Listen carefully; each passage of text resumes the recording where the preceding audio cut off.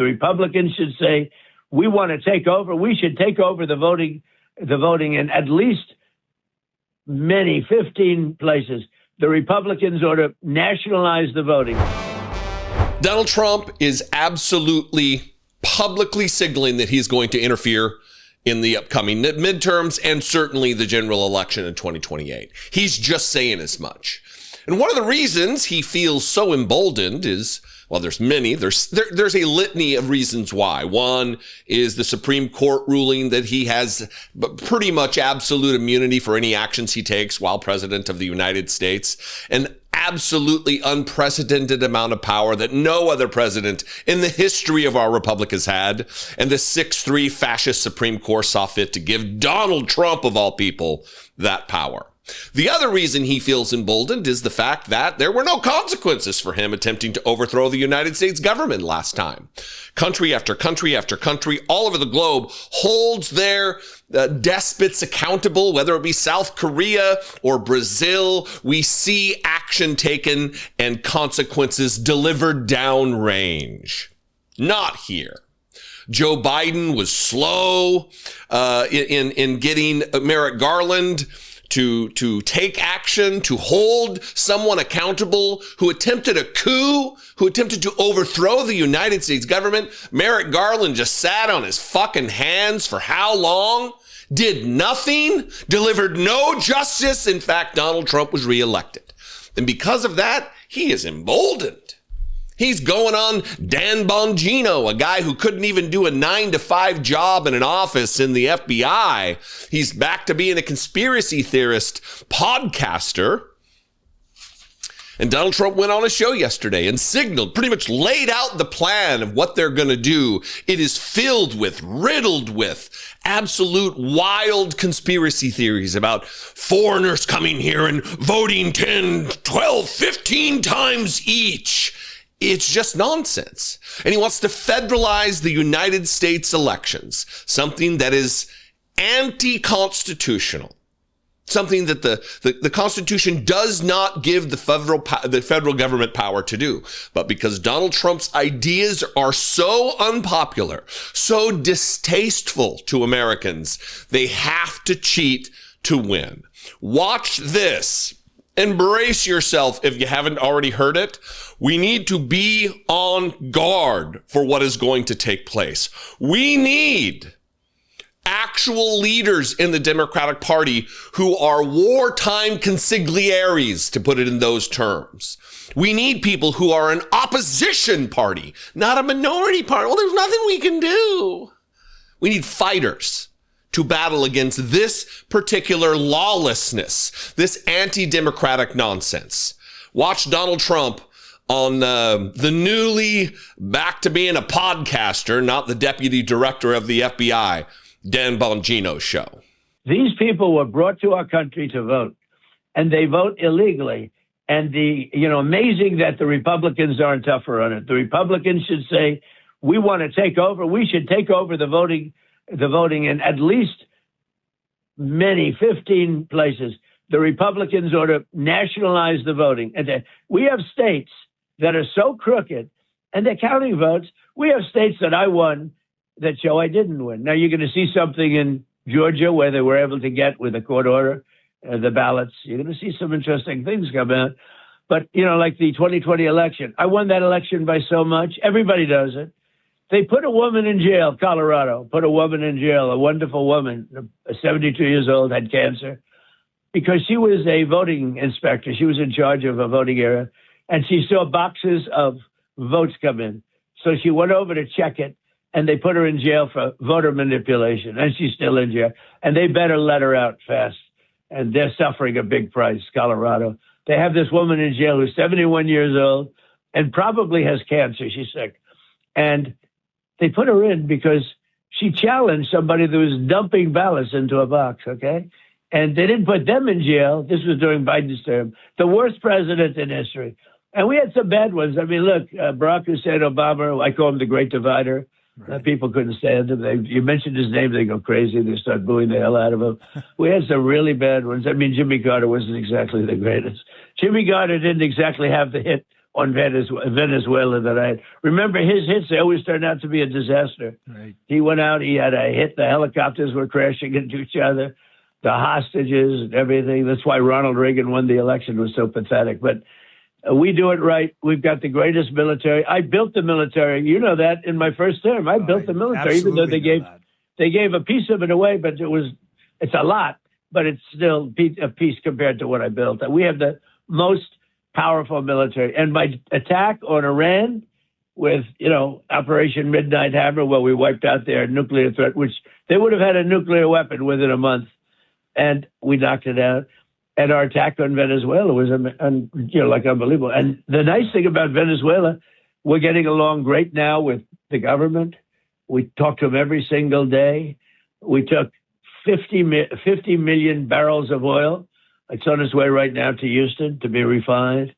And we're going to help them a lot, and we're going to benefit by it also. It's going to be great. It's going to be an amazing place. Now, look, whether he believes all of these insanities or not doesn't matter.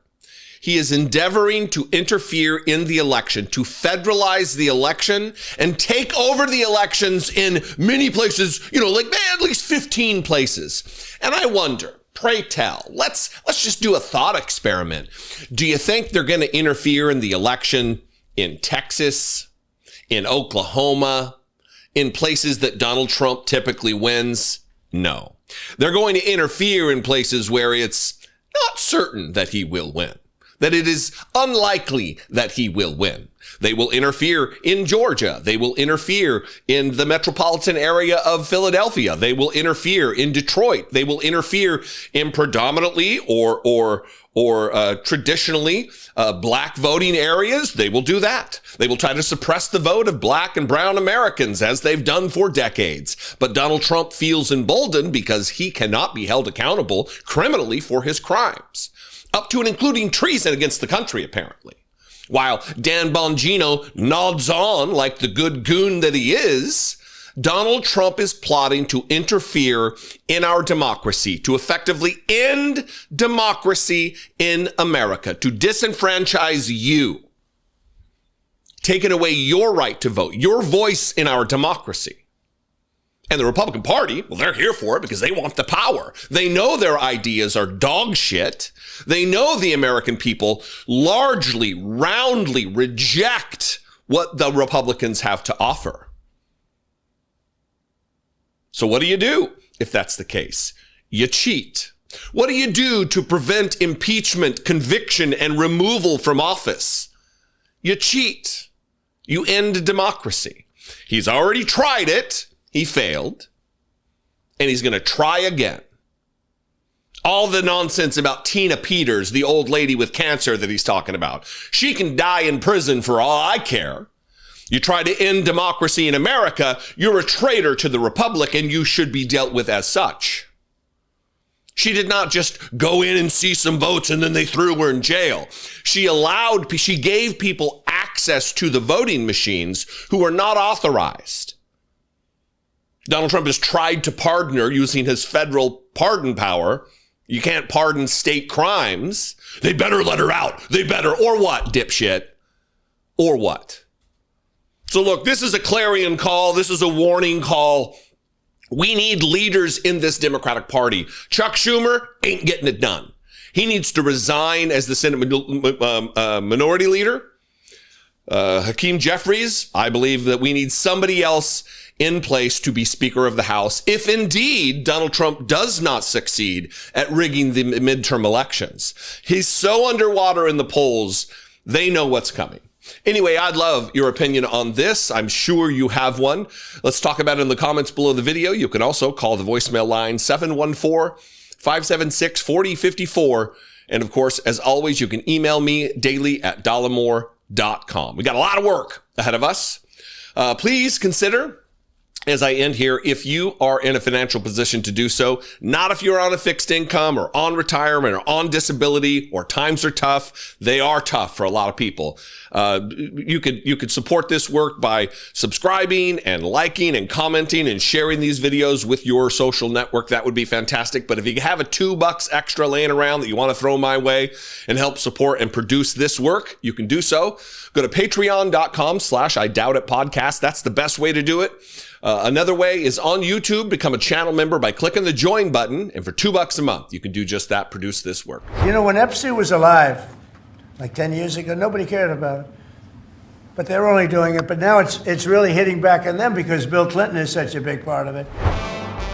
So for several days, Donald Trump has absolutely rejected any opportunity to take questions because he knew there were going to be questions about the Epstein files. But now apparently he's met with advisors and strategists and focus group people, and they've given him the marching orders about the best way to handle questions about the fact that his name came up thousands of times, nearly 4,000 or 5,000 times his name was mentioned in the Epstein files. There are credible accusations that he raped children, little girls, in the Epstein files that were just released by the Justice Department. And by the way, that's not even all. This isn't the worst of it. They say this is it. This is all of it. No, it's not. Absolutely no, it's not. They are protecting Donald Trump. They are strategically redacting all kinds of stuff that involve Donald Trump and his crimes against children, against the most vulnerable in our society.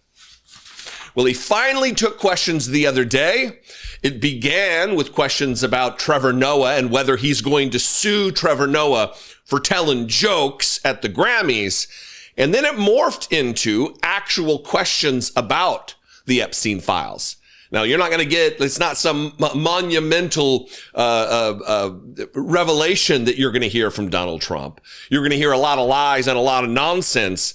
But some of the things he doesn't say really do tell you what's on his mind and what makes him worried. First, though, let's start with his Grammy comments about whether or not he's going to sue comedian Trevor Noah for his jokes.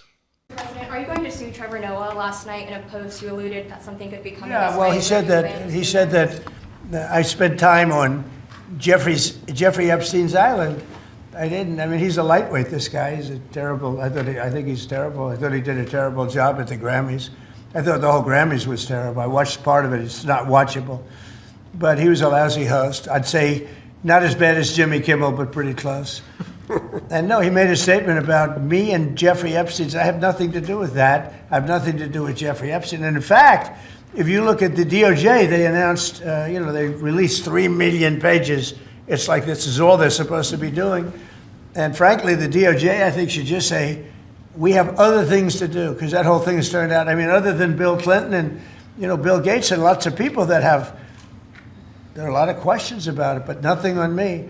But it was even sort of better than that, because they found that Jeffrey Epstein and this sleazebag writer named Michael Wolff were conspiring against Donald Trump to lose the election.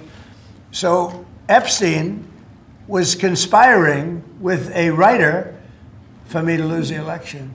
So right there, you know that I had nothing to do with this guy. But yeah, it's a terrible thing. The amount of time that's being wasted. I think the DOJ should say we have other things to do. Congress almost unanimously passed the bill to release the Epstein files. You, as President of the United States, Donald Trump, signed that bill into law. They have to abide by the law. And the fact that he said the DOJ should say we have other things to do means that there are other files. Todd Blanche and Pam Bondi have both said, this is it. This is all of it. This is all we have. Donald Trump saying what he just said lets you know everything you need to know, that there absolutely are more files. Otherwise, why would the DOJ have to say we've got other things to do? If they've already released them, their job is done, right? Why would they need to deny releasing more files if no files exist? That's what I'm saying. Now, There were other questions about the Epstein files. And Donald Trump, rather than actually answer and quench the thirst of people who want a little bit more information about his involvement with the man who considered him his best friend for 15 years, the convicted child rapist, the convicted ghoul who sought girls for prostitution as young as 13 and 14 years old. Donald Trump, best friends with this guy, name and contacts of his cabinet members are in there.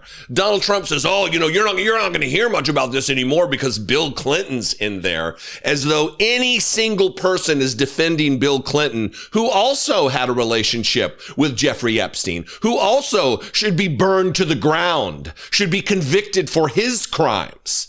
Yeah, I don't see anybody saying, "Oh, we can't talk about this because Bill Clinton." Are you kidding me?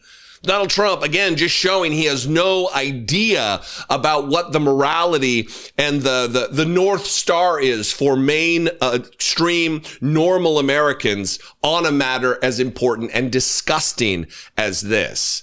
Watch Donald Trump create lies and distraction rather than answers. The amount of time that's being wasted. When Epstein was alive, like 10 years ago, nobody cared about it. But they're only doing it. But now it's really hitting back on them because Bill Clinton is such a big part of it. The Democrats are pushing it. And the problem is that it's turning out to be the Democrats that were with and conspired with Epstein.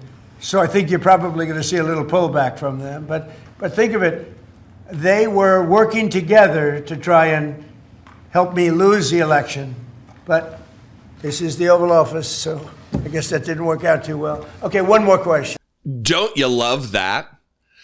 About 10 years ago, nobody cared about Jeffrey Epstein except for QAnon, except for your followers, except for your vice president of the United States, except for you, who said you would release the files, and then spent this entire year pushing back against that release, hiding your culpability, your crimes. The credible accusations against you, Donald Trump. It was your side that created all of this. It was your side, your White House staff that created the Epstein Files Phase 1 binders that all of the conservative influencers got that contained nothing. It was your side that ginned up all of the controversy. It wasn't nobody cared about him. Lots of people cared about him. It was your previous labor secretary, Alex Acosta, who gave him a sweetheart deal in his conviction. It was your new commerce secretary, Howard Lutnick, who was begging to go to the island. It was your new best friend, Elon Musk, who's in the emails, begging to go to the island. What's the wildest party? What night/day is the wildest party, Jeffrey? After he was convicted of raping children, of seeking little girls for prostitution. You think anybody gives a single shit that Bill Gates or Bill Clinton or Larry Summers or some other self-identified Democrat goes down? I'll pull the switch for you. This is, again, just distraction. Donald Trump absolutely is guilty of crimes. I mean, after all, he is our felon in chief. He's already been convicted of fraud. His crimes go far beyond that. Anyway, I'd love to know what you think about this. Are you tracking this the way you should be? Because if you are ignoring this story, it is to your folly, and it is to our detriment, to the demise of the country, that we ignore the fact that our president is a credibly accused rapist of children with a private army of mass secret police who are executing citizens in the street. Imagine 15 years ago that sentence being uttered and what you would have thought, what I would have thought, but it's where we are. Anyway, let's talk about this in the comments. They were caravanning to this church to perform an attack-style infiltration. Cha-cha! It's attack style. You know, sometimes when you seek the most sycophantic bootlickers to surround yourself with, you end up with people who aren't really capable of doing the job. They can't really lie the way you want to. They can't really spin the yarn the way you need them to. They can't convince Americans that the thing they're seeing with their eyes and hearing with their ears isn't really true. And Pam Bondi is one of these doofuses. It is remarkable that this woman is the Attorney General of these United States and the head of the Justice Department that provides no justice, that shields Donald Trump from inquiry about very serious crimes. That's really her only job. She's not actually even the Department of Justice head. She's not really the Attorney General. That honor would go to Stephen Miller, who directs Pam Bondi on what to do, how to act, where to go, and what to say. To that point, she was on Fox News yesterday, just saying insane things about this church case where protesters went and talked to the congregation of a church whose pastor is a rogue masked secret police ICE agent. And she puts it in such insane terms. Hopefully we've all at this point watched what took place in the church. Pam Bondi wants you to believe that the video you watched, the audio that you've listened to, includes people fleeing for their lives. They're lucky to get out alive. This was an attack style.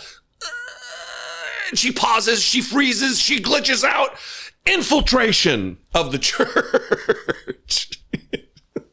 I mean, listen, if it wasn't so very dangerous that the Attorney General of the United States is saying these insane, easily provably wrong things, just lying and providing propaganda, it would be funny. Because it is just the clown car, the Keystone Cop morons who surround Donald Trump, who he's seen fit to put in the highest levels of power in our government, supposed to be providing justice for Americans. And instead, everything is political. Everything is nonsense.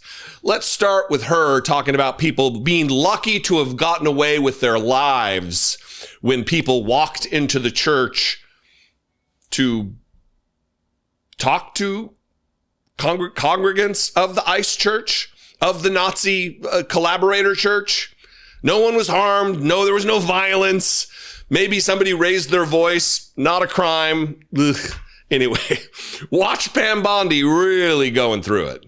They bombarded in, and as Don Lemon put it in his own words, they were on their way to a resistance at that church. And that's exactly what they did. They had a resistance operation. They barged in that church. There were originally about 400 people in that church. The video you're now showing, a lot of them ran out the back door. The lucky ones were able to get out. These people will say these parishioners thought they were going to get shot. One of the people with Don Lemon screamed, quote, "This ain't a house of worship. This is the house of the devil." There were children crying. There were parents blocked from getting upstairs to take their children out of Sunday school. A group of women ran out a side door. Multiple people fell on the ice. One woman severely damaged her arm, had to go to the hospital. Don Lemon blocked someone from going out that door. They were screaming at parishioners. It was horrible. No American, we don't live in a third world country. We live in the United States of America, and you will have the right to worship safely and freely in a house of worship, whether it's a church, a synagogue, a temple, a mosque. Any house of worship in this country, you will be safe. And these people committed a crime under the FACE Act, and they will be held accountable. We'll see about that, Pam Bondi. We'll see about that. We'll see if a jury will agree with you and your lies about this. Tainting the case. In the jurisdiction in which this case will be brought, you are trying to put your thumb on the scale, like a good, dispassionate administrator of justice. But all of the nonsense, inflammatory, absolutely hyperbolic language, she severely damaged her arm. They thought they'd be shot. This was a resistance operation. Was it a resistance operation? Was it, Pam Bondi? It gets worse. She really revs herself up to the point where she can't even land on just basic words to complete the thought when she starts in on her attack style, the attack style infiltration. It's really great. She really, that's what she's saying, that this was an attack style infiltration of the church. If you've seen the video, and I beg of you, go find the videos of this, because it is not attack style anything. It's not an infiltration. It's not, what did she say? A resistance operation. None of that. It was going in to express displeasure that one of your pastors is leading a horde of executioners through the streets of Minneapolis to murder American citizens who protest the policies of Donald Trump. That's all it was. Watch her really go through it with the attack style infiltration.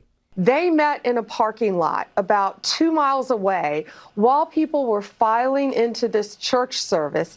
They were caravanning to this church to perform an attack-style infiltration of a church service on a Sunday morning. They came in through all doors. All the people we've charged did this, all of them. That's him in the church confronting the pastor. The pastor will say he was scared, his parishioners were scared. We just know there was a church shooting recently in Minneapolis. They did not know. You can't do this, Sean, in this country. Yes, it's a violation of the law to do what they did, and we will hold you accountable. Attack style.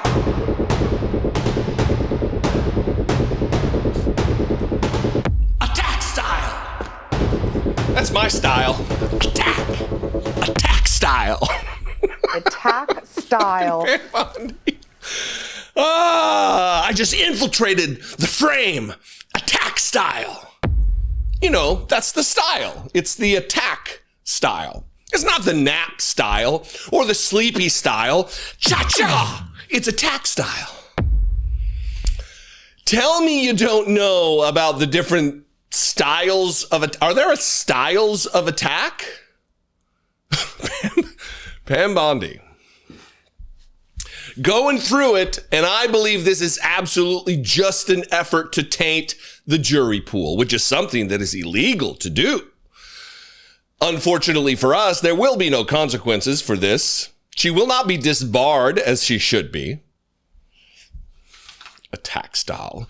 I would love more details on this woman who was her arm was severely damaged, fleeing that she thought she'd be shot by people who were unarmed and there peacefully. Performing an attack style infiltration. Anyway, what do you think? I could just repeat that line over and over. It brings me so much joy. What do you think? I'd love to hear from you. You can comment below. You can also call the voicemail line 714-576-4054. And of course, as always, you can email me daily@dollemore.com. I love and appreciate you. What's your favorite attack style? Let me know in the comments. So what do we do as a country? We erase that legacy, destroy it. Tear it down brick by brick by brick. Donald Trump is really getting in touch with his mortality. He is right now, the main focus he has, I mean, there are other focuses of the country, other focuses of the administration, but those are being led by the shadow president, Stephen Miller. Donald Trump's main focus right now is what he's going to leave behind after he dies in his fucking sleep, hopefully this year. It's been reported that the thing he's mainly focused on is buildings and monuments, grand objects that people will look upon and think, oh yeah, Donald Trump did that. I have one question, and that is, how long is it going to take for us to destroy all that which Donald Trump erects? From his ballroom, we need to take it down brick by brick so we can forget as much as possible the scourge of Donald Trump's two administrations. When he erects his not just the idiot ballroom, but this 250-foot, this giant arch, akin to the Arc de Triomphe or whatever in France. There's a couple others all over the world, and he wants his to be a record-breaking 250 feet, over double the height of the Lincoln Memorial, if you've ever been in D.C. We're going to get to all of this, but Donald Trump was asked about this yesterday because he is intending, after announcing that there's going to be a 2-year shuttering of the Kennedy Center because all the artists are just canceling. They can't get anybody to perform there. Kid Rock doesn't really fit the bill for the Kennedy Center after all. They asked him questions about it, and he admitted, yeah, we're going to demolish the Kennedy Center. We're going to wreck it. Oh, well, the steel will stay in place, and we're going to save some of the marble, but he's going to destroy it. He's going to make an architectural monstrosity out of what is a beautiful, stylish, subtle building in Washington, D.C. that has been there for decades. Watch this, and then we'll get to some of the other projects that Donald Trump has as a way to leave a legacy, to leave his mark on the country. Apparently, masked assassination squads roaming the streets of America to murder United States citizens isn't enough of a legacy. He needs idiot architecture. Renovations, you announced you wanted to build a new and spectacular entertainment complex at the Kennedy Center. Right. Do you plan on tearing it down, and how much will all of the renovations cost? Probably around $200 million. And, you know, it's funny, in real estate and building, I've done so much of it. I've done so well with it. You want to sit with something for a little while before you decide on what you want to do. And, you know, we sat with it. We ran it. It's in very bad shape. It's run down. It's dilapidated. It's sort of dangerous. Things fall out of ceilings. You've seen it. And we had some big events there. We had a lot of great events there over the last year, but you can't do any work because people are coming in and out, and you have the workmen. We have a marble man over there the other day. He said, you know, every time I put down a piece of marble, people are stepping on the marble. They don't even have time to dry. And you can't do the same quality job if you close it, and, you know, we're fully financed. And so we're going to close it, and we're going to make it unbelievable, far better than it ever was. And we'll be able to do it properly. I was thinking maybe there's a way of doing it simultaneously, but there really isn't. And we're going to have something that when it opens, it's going to be brand new, beautiful. I'm not ripping it down. I'll be using the steel. So we're using the structure. We're using some of the marble, and some of the marble comes down. But when it's open, it'll be brand new and really beautiful. It'll be at the highest level. We can do a much better job, probably in a way a faster job in terms, you know, because when you do it piecemeal, for instance, they have a play tonight, and you can't do anything. You have to pull out everything. And you can't have stanchions all over the place, and people are walking in to see a play. So we'll be closing it sometime around July 4th. It's like we'll close it on July 4th in order to do something great for America. And then we're going to build it. We have great contractors. We're going to build it, and we'll do it right. We're using the highest grade marbles, the highest grade everything. It'll be brand new. It's amazing to me. Look. There's no money for anything. They're kicking 1.75 million people off of food assistance in this country because we just can't afford it. There's no money for that. But there's $500 million for his ballroom. There's $200 million for this Kennedy Center thing. There's money for things they want. We have $1 trillion a year in peacetime for the Pentagon, but apparently nothing for poor people. Nothing for people who struggle to feed their families. Nah. That's unimportant. But the Kennedy Center, that's important. A perfectly serviceable and beautiful building needs to be demolished like the East Wing of the White House. And let's start with that. Donald Trump's ballroom, very quickly. Here's a little size comparison that the Washington Post did on this front page.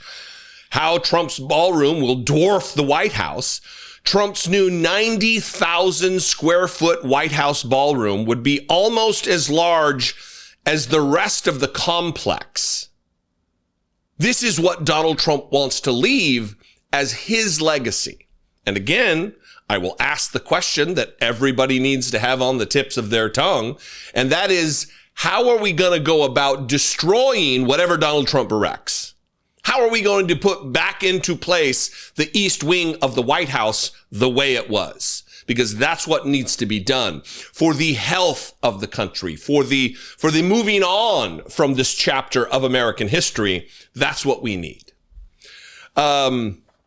Look, it's not just me. Americans all over the country are displeased with what Donald Trump is doing, especially related to the ballroom. It was once, like he just said, $200 million for the Kennedy Center thing. That's where the price tag of the ballroom started. Now it's over $400 million. It'll probably top $500 million, $500 million for Donald Trump's vanity projects, and people are unhappy with it. Here's a headline from ABC News. Americans largely oppose Trump tearing down the White House East Wing to make way for his ballroom. The poll finds 45% of Americans strongly oppose the East Wing demolition. East Wing demolition, which Donald Trump said wouldn't happen. We're not going to touch the East Wing, he said. And then comes this new project that hasn't even broken ground yet, but the design plans are out there. And that is for this massive arch that dwarfs the Lincoln Memorial. Have you ever been in Washington, D.C.? Have you ever stood in front of the Lincoln Memorial, in between the Washington Monument with the reflecting pool there? It is a massive structure. It is a massive building. And Donald Trump wants to build something so out of place and ostentatiously large that it will be across the river and obstruct views. It'll be a traffic nightmare for the little traffic circle that it's going to go in the middle of. Here's the headline for that. Trump wants to build a 250-foot tall arch dwarfing the Lincoln Memorial. The president is eyeing a plot of land near Memorial Bridge. The art critic who proposed the idea called for a much smaller arch or for Trump to pick a new site. But Donald Trump, who's obsessed with the fact that he's going to die soon, he knows it. Cognitively, he's worked it out. He doesn't got much time left, and he wants all of these projects kickstarted in action while he's still president of the United States, naming shit after him while he's still in office, planning to put his face on our money while he's still in office and still alive, which is contrary to the laws of the United States. He doesn't care. He wants all of this in place because he's afraid that he's dying, and that's his legacy. So what do as a country? We erase that legacy. Destroy it. Tear it down brick by brick by brick. We don't leave a single iota of what Donald Trump intended. That's what I hope. That's my wish for the country, for the White House, for the city of Washington, D.C. Anyway, what do you think? Where am I wrong? Where am I right? You can tell me in the comments below the video. That'll help with algorithmic assistance in views and new subscribers, and I would appreciate that very much. You can also call the voicemail line, 714-576-4054. And of course, as always, you can email me, daily@dollemore.com. I love and appreciate you very much. I will see you next time. Listen, there are certainly more important stories. The problem lies in the fact that the glut of news and chaos comes at you quick, and there's never a time to go back and talk about something because the news cycle moves so quickly. That's why I talk about this as well as the fascism in the streets and the execution squads in the streets and the budgetary constraints. Everything needs to be touched on. So I hope that you appreciate the fact that I'm trying to do my best, you guys. I'm trying. Because I don't think it's about Democrat or Republican. I don't think it has anything to do with partisan politics. They don't want you to have a gun if you oppose and stand up to Donald Trump. Look, a long time ago, the Republican Party stopped being the Republican Party. It started being just a cult for Donald Trump. They don't have any ideological North Star. They don't have any particular root framework for what they believe. They have no adherence to the Constitution. All of the things that made the Republican Party of days old, of decades gone by, are no longer irrelevant. And maybe more clear than ever before on the matter of guns. Jeanine Pirro just yesterday said that she's going to be arresting people who carry a gun in Washington, D.C. And this is only after August, where there was headlines. This one from ABC News. U.S. Attorney Pirro tells prosecutors no felony charges for carrying registered rifles and shotguns in D.C. Sources say it's thought the city's gun laws violate the Second Amendment. Now that's not the case. Now she's saying, no, you will be punished, which comes on the heels of Donald Trump saying you can't have guns. The same party that looks the other way at piles and piles and piles of dead kids, victims in school shootings. Now they're saying when there's some kind of a perceived threat that protesters will show up opposing Donald Trump and they might be armed. Now all of a sudden you can't have guns. Well, we're going to talk about this. We're going to play these clips. Joining me today is Mike Nellis from Endless Urgency on Substack. Mike Nellis, thanks for joining me today. Glad to be here, buddy. Listen, as I talked about in the intro, that there are no North Stars, there's no guiding principles, there's no foundational effort to abide by any principles that the party has held to relative to a host of different issues. But the Second Amendment seems to be a deal breaker for generations. And now that Donald Trump is on the scene, apparently worried about protesters having it's so bananas to me. I want to play this clip and I want your reaction. You've been in this game a long time. You understand the cast of characters. You understand what motivates a political animal like these people. And I kind of want your take on what Jeanine Pirro said on Fox News about people being prosecuted for carrying weapons, ignoring reciprocity between states. I mean, there's a host of different issues here. Yeah. But watch this, and then I want to have you react. And you bring a gun into the district, you mark my words, you're going to jail. I don't care if you have a license in another district, and I don't care if you're a law-abiding gun owner somewhere else. You bring a gun into this district, count on going to jail, and hope you get the gun back. And that makes all the difference. Yeah, it's amazing how accountability works, you know, when people think that if they actually get arrested, they might have to do time and they might be taken off the street. It sort of puts a little different message into people's heads. What do you make of this, Mike Nellis? Yeah, well, one, I love the party of Jeffrey Epstein lecturing me about accountability. Which there's no law, there's no order in Washington. And like, I think we all know that right now, like it's ridiculous, but there's also, to your point, it's no principles, but it's everything is situational with these guys. They don't believe in anything. And the modern Republican Party is almost exclusively run by grievance. So everything that Donald Trump does is either about putting money in his pocket or the pocket of the people that are closest to him. So these tech billionaires and Elon Musk and his political advisors and stuff like that. Or it's about something that he's mad about that happened like 20 years ago, where he's like, my kids couldn't get into Harvard, so I'm going to go after Harvard. And I'm pissed off about the 2020 election that he lost and he can't handle it. So he's going to go take the ballots in Fulton County and abuse the FBI, which, by the way, the FBI and the DOJ work as an arm of the Republican Party right now, when they should be working to keep us safe from terrorists and drug traffickers and sex traffickers and cyber crimes and all the other things that the FBI works on. And they're not doing any of that. So they don't believe in anything. And I think the perfect example of that is the Second Amendment stuff. For 20 years since Sandy Hook was, God, like almost 20 years ago, at least 15 years ago, I think, they've been lecturing Democrats about how important the Second Amendment is to a free and fair society, that everybody has to have guns. And like, I'm a gun owner, okay? Like I'm trained, I have a concealed carry license. What happened to Alex Preddy in Minnesota could have very well been me concealed carrying on the street, then choosing to record an ICE agent that I see harassing somebody. And the minute that it's no longer convenient for them, they start attacking Alex for having a legal firearm that he did not brandish, that he did not use against law enforcement. Now you've got Jeanine Pirro, and Pirro's a hack. She's a Fox News host. She's drunk half the time. She doesn't believe in anything. She's just carrying water for him. So they'll ditch the First Amendment, the Second Amendment. They'll ditch any principle that they have if they think it helps them win or keep their base together. And I think this might be the one where it starts to fracture the base, because you've got pieces of shit like Kyle Rittenhouse, who is not a good human being, out there opposing the Trump administration on this stuff right now. And so it feels like the kind of thing that could fracture a huge chunk of the MAGA movement over time, and they're not thinking clearly about it.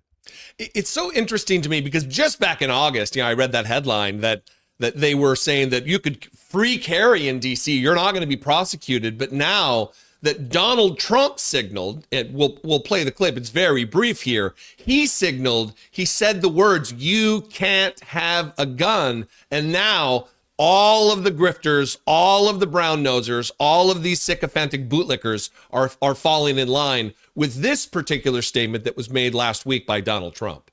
Sir, was Mr. Preddy acting as an assassin? Do you think he was acting as an assassin in Minneapolis? Who is that? Mr. Preddy, your deputy chief of staff said that. You don't think so? With that being said, you know, he can't have guns. You can't walk in with guns. What about the Second Amendment? Listen, you can't walk in with guns. You can't do that. But it's just a very unfortunate incident. What about the Second Amendment, sir? So we'll work something out. So the guy who told the Secret Service, ordered them to allow people to skip the magnetometers during his ellipse speech before he dispatched them to try to overthrow the United States government in an attempt to overturn a free and fair election. That guy is now saying you can't have guns. This, in my estimation, and I'd love your thoughts, isn't about protecting the Second Amendment or creating a safe atmosphere for anybody. This is about the oppression of people who consider themselves or self-identify as Democrats, not allowing them to have our inherent God-given natural rights to self-defense under the Constitution, punishing Democrats and then allowing Republicans and red state folks, MAGA, to run roughshod over the rest of us. Yeah, Do you see it that way?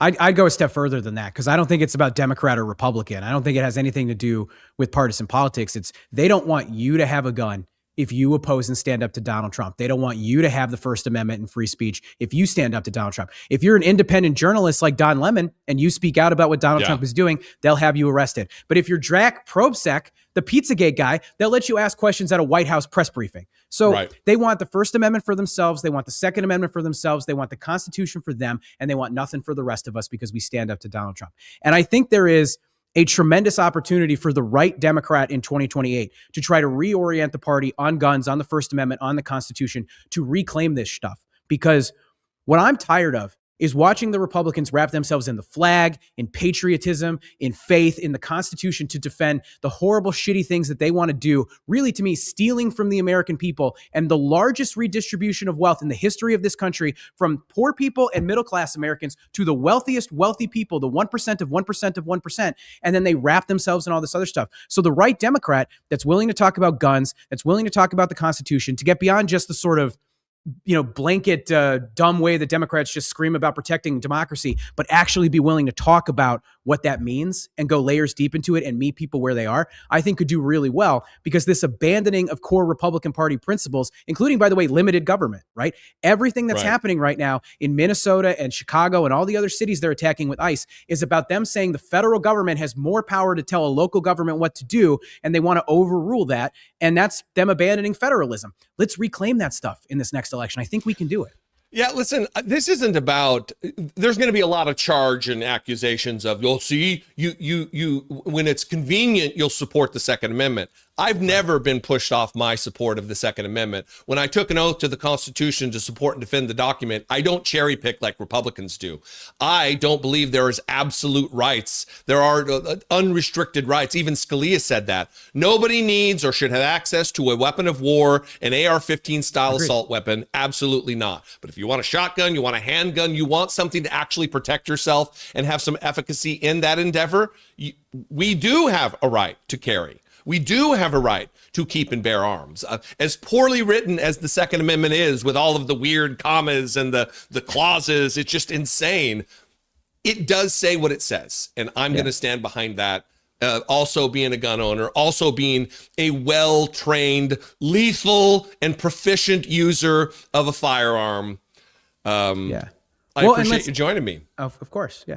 No, finish your thoughts. Sorry, I just want to add one more thought, because you hear all of these people that'll be like, well, you're taking away my right to have an AR, blah, blah, blah, whatever. And it's like, listen, there maybe in like a rare circumstance, does like a hog farmer in Arkansas need something like that? And that's like an infamous internet meme about it. Create a permit for those people that need it. But regular people don't need that. And it's perfectly reasonable in the Constitution to require people to pass a background check, to require people to get properly trained for it. Like, I had to jump through a bunch of hoops to get my concealed carry license, and I was fine to do it because I was a better firearm owner because I did it. So let's make everybody do that, and let's stop pretending that that's a violation of the Second Amendment, which these guys don't care about anyway. Sorry. The shall not be infringed crowd. I mean, the NRA, I went there this morning to see what they had to say on Twitter, and it's fucking crickets from the NRA, because they have absolutely bent the knee to Donald Trump and the MAGA movement, and they'll do whatever that is asked of them to back this play.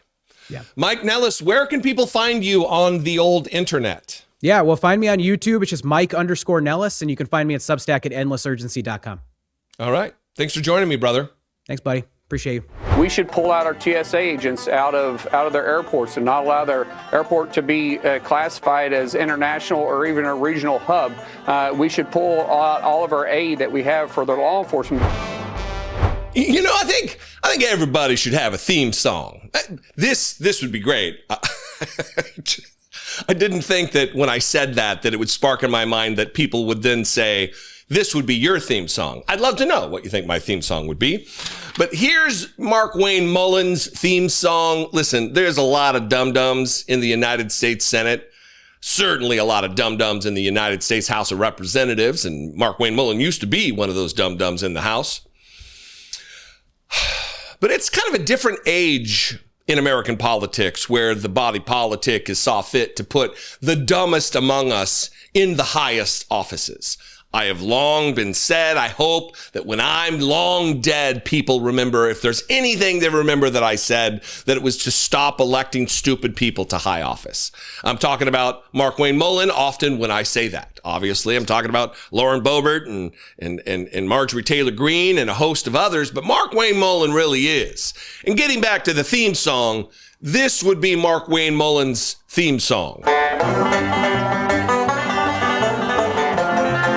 And don't come at me, oh, the banjo is a beautiful instrument. You're absolutely right. I'm actually a fan of bluegrass music, but in the cultural zeitgeist, the banjo stands for something. It represents something. We've got movies, near. Anyway, I'm not going to continue to make excuses for me making fun of Markwayne Mullin using a banjo. But Banjo Boy here, Markwayne Mullin, speaking of music, is talking about the Grammys. That it's irrelevant and their ratings are dropped off, he said, or dropped on, whatever incorrect thing that he said. And then he pivots from the Grammys to violence in the streets of American cities somehow. Like, you don't need a segue when you're Markwayne Mullin. You just jump from topic to topic just because of lack of awareness, I guess.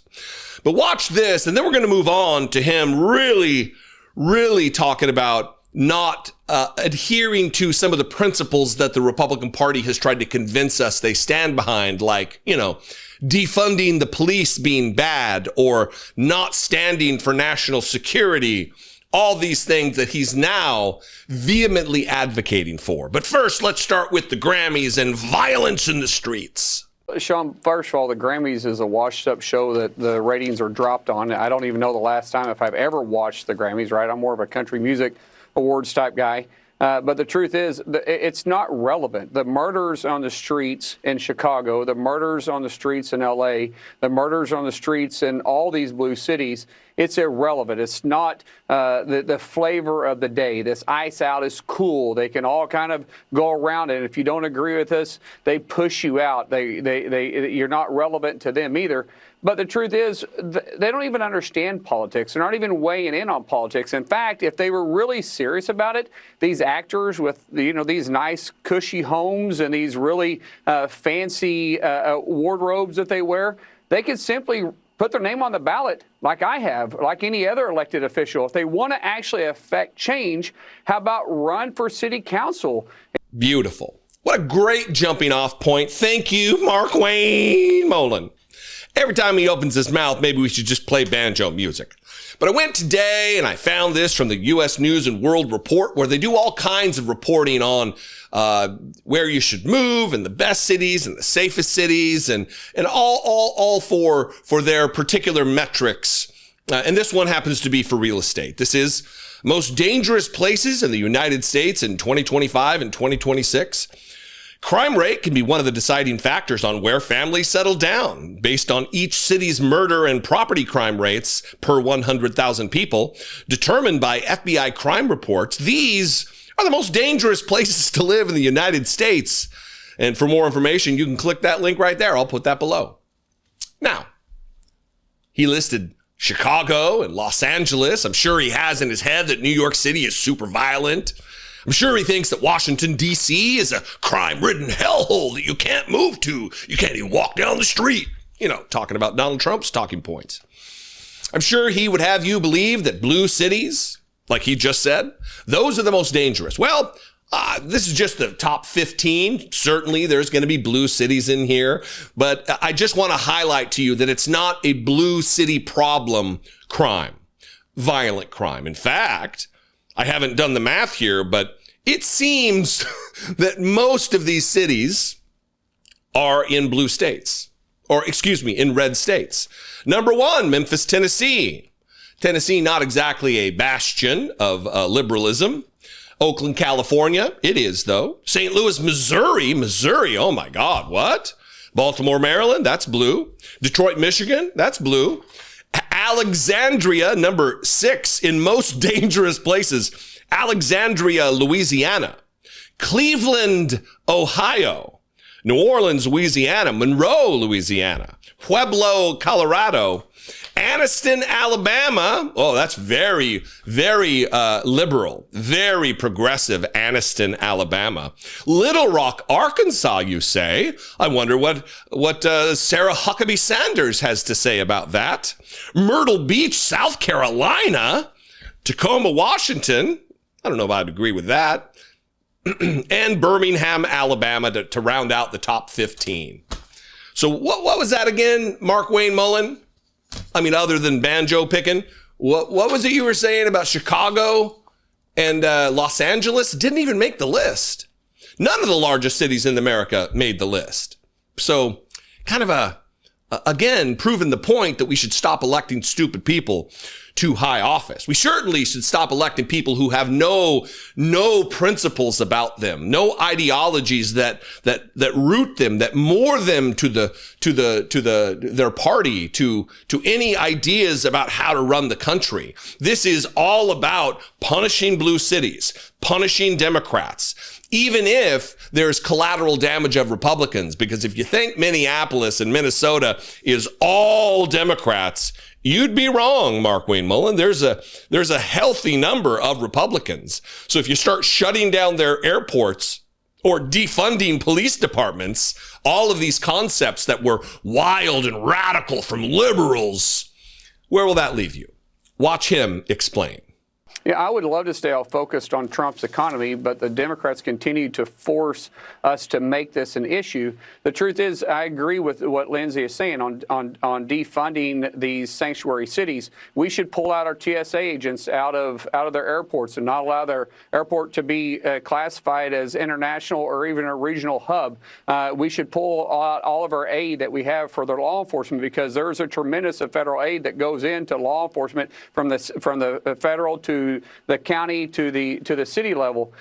We should completely pull out all funding towards that. And Lindsey Graham's leading that effort. We're happily supporting it, because if they're not going to enforce federal law, like Mayor Fry said in Minneapolis, then they shouldn't receive one single taxpayer dollar from the federal government going back into them. Gotcha. So Donald Trump feels good. You want to cripple national security. You want to cripple critical national security infrastructure and remove personnel. That'll make us all safer. You want to defund police, Markwayne Mullin. You just said it. You want to defund police. I thought that was a communist agenda. I thought that was radical leftist scum who wanted that. But apparently, if it serves your particular political goal and objective, it's A-OK. Defunding's okay when a Republican does it, but when a Democrat proposes it, no good. Because they're liars. Is that not obvious? Do I need to spell it out? That they're liars and hypocrites who have no ideology that guides them whatsoever. The only ideology that guides them is how lubed up they can get Donald Trump's genitals and then create some kind of a frothy mess with their own orifices. Is it orifices? I wouldn't ask Markwayne Mullin because he won't know that answer. The things that Markwayne Mullin doesn't know could fill volumes in a library. Anyway, what do you think? Save all the frothy lube and the grossness. What do you think? I would appreciate your feedback here. You can sound off by calling 202-224-3121 and ask for Markwayne Mullin, or you can call my voicemail line, 714-576-4054. And of course, as always, you can email me daily at dollemore.com.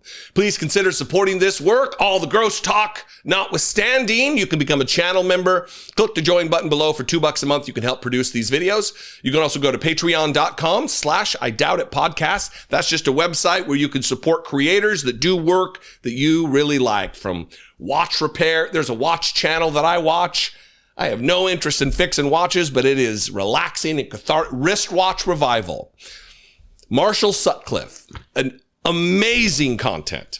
That's a guy you could support. But if you like the bombacity of this dipshit here before you, you can support me on Patreon too. Again, patreon.com/IDoubtIt podcast. Thank goodness you are in this chair, changing it and taking it back. None of this could possibly happen without your leadership, and it is the most fun to stand back here. There was a terrible workplace incident that took place in the White House yesterday, in the Oval Office, in fact.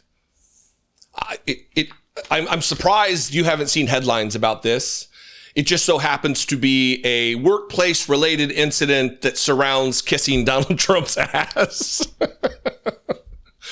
What's that? What are those? Was those commercials, or was it a parody? Like when something goes wrong, and that's kind of what happened here. When kissing Donald Trump's ass goes wrong in the White House. Bernie Moreno, the new senator, just a real piece of work sycophant for Donald Trump, senator from Ohio. He wanted to kiss Donald Trump's ass in a way that pleased him, but apparently he got a little off track and had to be corrected mid-brown nose session by Donald Trump himself. It is just a beautiful thing. And then to show up Bernie Moreno, Howard Lutnick jumped in. He's like, hold my beer. That's not how to kiss his asshole. Let me show you how it's done. It is just a couple of remarkable clips back to back. But watch Bernie Moreno just get shuddered. He just gets leveled by Donald Trump himself when he's trying to say, Bernie Moreno is trying to say that without you, Donald Trump, we wouldn't even have an auto industry. There would be no Ford, no Chevy. Oh, what's the other one now? It's like Sterilis or some name. There'd be no auto manufacturing in the United States without you. And Donald Trump steps in and goes, there'd be no country. There'd be no country. You got it wrong. You're not kissing hard enough on my ass. Watch this. What we're doing. Bernie, please. Not to be hyperbolic, but if you hadn't been elected, the auto industry in America would be over. It would be completely over. The country would be over. Well, but the auto industry would have been gone first. What the Democrats had done with electric vehicles, the mandates, what you were able to accomplish last year, Secretary Lutnick, what Secretary Bassett was able to do with your leadership has transformed the auto industry. And I tell you, it's never been better for people in the auto industry. I hear it from all my friends. That is an example of not kissing ass powerfully enough for Donald Trump. He always wants everything to be powerful. We're going to be talking about Jesus from a real powerful perspective. He wants his ass kissed powerfully. And this is when the ass kisser has to be corrected by the ass kissee. That is what you just witnessed. And look, maybe it's because Bernie Moreno's not been around long enough and doesn't have enough practice, because Howard Lutnick stepped in. He's like, oh, you think that's kissing ass? Oh, let me show you how it's done, Bernie. This is how to get down there and really get to town on Donald Trump's asshole. Great. Howard, please. So, prior presidents took America for granted.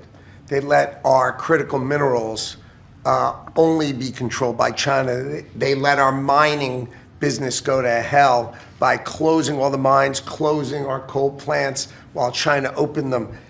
They let our auto industry, right? We used to produce 75% of our cars in America, and when Biden left, it was below 50%.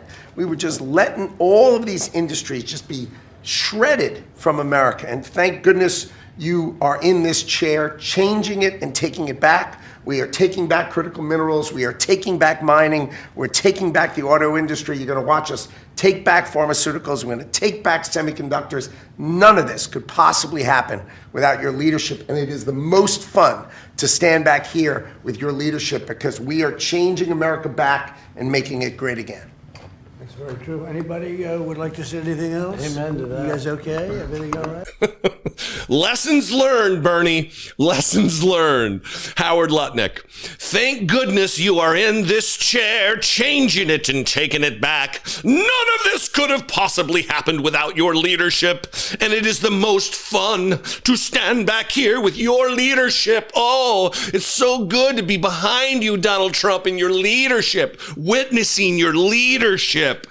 Are you talking about his dick? Howard Lutnick, witnessing your leadership, your throbbing, girthy leadership, Donald Trump. It should come as no surprise that Howard Lutnick's name is just in the Epstein files, begging to go to the island after saying, oh, he was a really gross guy. I couldn't believe he had a massage table in his living room. I was like, how many massages do you need, Jeffrey Epstein? And then I never saw him again. Except for all the emails where you're begging to go to Epstein Island to take part, ostensibly. What other reason would you want to go to Epstein Island if not to take part in the systematic rape of children? Howard Lutnick, chief asslick of Donald Trump, showing Bernie Moreno how it's done. Gross. What do you think? I tried to leave it funny. I tried to leave it with a little sense of humor on the end of this. But you know, when you're talking about these ghouls, it invariably turns dark. Anyway, what do you think? I welcome you to this conversation. Let's have it in the comments below the video. You can also call the voicemail line 714-576-4054. And of course, as always, you can email me, daily@dollemore.com. I will leave you with this, and that is a request to subscribe. It is free to do so on YouTube. Go like and follow the Facebook page, Dollemore Daily. That is also free, and it does help through the algorithms that no one really understands to promote this channel, it'll be served to new people who might not even know that we're on Facebook. All that content lives there natively. It's not a link, so Zuckerberg will say, yeah, great, share it. People need to hear the truth. Anyway, you can do your part that way. I would appreciate it very much. I'll see you next time. Be genuine. Take care of one another.